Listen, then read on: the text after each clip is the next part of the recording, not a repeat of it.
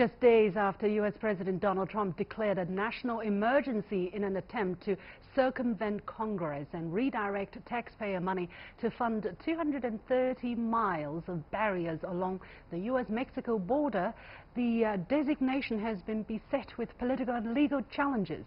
As if to make matters worse, President Trump then stated the emergency declaration wasn't urgent but rather expedient, as it would help him build a wall more quickly than Congress would allow. Democrats painted Trump's declaration as evidence of a rogue president who has finally gone too far, and they have vowed to stop him. While some Republicans said they supported Trump, others expressed disapproval, fearing the move would set an undesired precedent or deprive other projects of necessary funds. By the weekend, legal challenges have already been filed, with more threatened in the coming days. So just what are these emergency powers that Trump wants to use, and is using them really that simple? Why is President Trump obsessed with building this wall when evidences supporting its need are debatable? Joining me from Washington, D.C. is Steve Pruitt, managing partner of Watts Partners and a former staff director of the House Congressional Budget Committee, and here in Beijing, Zhao Hai, a research fellow at the Chinese Academy of Social Sciences. Gentlemen, welcome to The Point. Now, Mr. Pruitt, Trump said in a national address in early January that a wall was needed to stem a so-called growing humanitarian and security crisis at our southern border, involving thousands of illegal immigrants. In exchanges with House Democratic leader Nancy Pelosi and Senate Minority Leader Charles Schumer, Trump also said that people were, and I quote, pouring into our country. However, figures show that illegal border crossings have seen an overall decline since 2000, and in 2017, Trump's first year in office, they were the lowest they had been since 1971. So what did he mean by a growing humanitarian and security crisis? Well, it's growing in terms of Donald Trump's ability to deliver on his political problems and promises. It's not growing in terms of reality. And I think, as I've said oftentimes on the air, you can't judge this president by traditional political metrics. You have to judge him by the actions that he takes. And in this case, measuring his actions against what is legally and constitutionally allowed, he's going to come up short. But here again, this isn't about being constitutionally compliant. He is trying to create a public relations environment that allows him to speak to what he believes is his base in a way that will convince them to continue to support him not only on his immigration policies, but also in his efforts pointing to 2020. So again, he's not going to clear the ladder. It's clear from the last time when former President Obama attempted this with the DACA changes, and the courts ultimately stepped in and said, no, this is not true. You cannot use this emergency designation for this purpose. The same will apply here. Okay, Zhao Hai, what is your take here? Do you think President Trump has enough reality as a basis for his action? No, I think it's all about his credibility right now, because he has given chances once and second times for building the wall, but he didn't take that chance. And now, in order to defend his credibility and make his threats real, he has to go through with the national emergency declaration, because otherwise he will basically fail to deal with the Democratic-controlled Congress. So I think at this point, national emergency has been forced on his hand. He has to take this path down the road. Otherwise, he will have no credibility going into the 2020 election. Okay, the emergency powers were designed for a genuine national emergency. Once again, I'm going to ask, and many people are arguing that if the situation on the border is a genuine national emergency, why has it taken the president over 2 years to make this move? So when you're saying, I'm doing this because I have to do this, but I'm doing this not because there's a real crisis, where is credibility? How do people find credibility in such an impossible situation, Mr. Pruitt? Well, I think there are two groups of listeners here. One are those who, like myself, I'll say, who don't see the credibility and the crisis existing. There are those who essentially, as President Trump has muted before, will take his word whatever he says. And I think those two audiences are involved in a genuine debate. But here again, this debate is being promoted not necessarily to solve the crisis, because nothing that the president is proposing solves the crisis.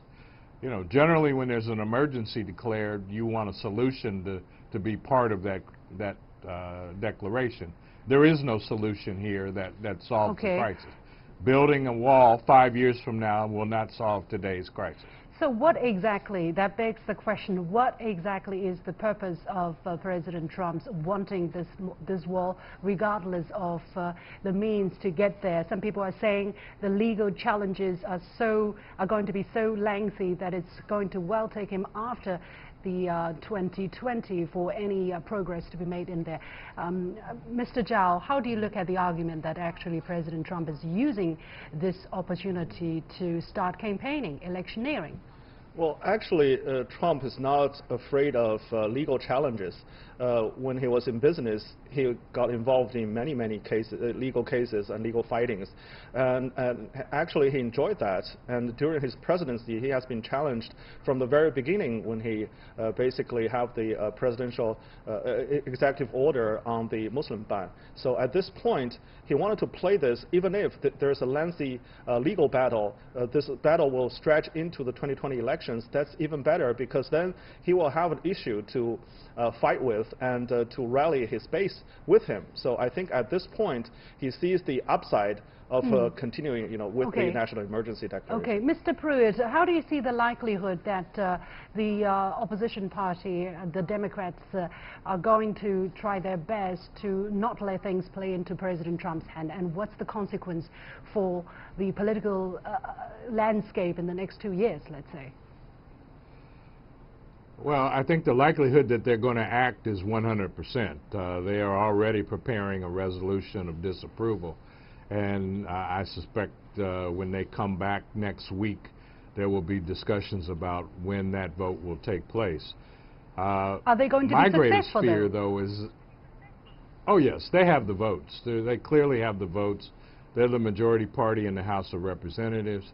I suspect there will be people who will cross the aisle in the Senate to vote for this, because for a lot of the Republicans who are running for re-election in 2020, this is a very dangerous situation for them. It tears at their credibility as well.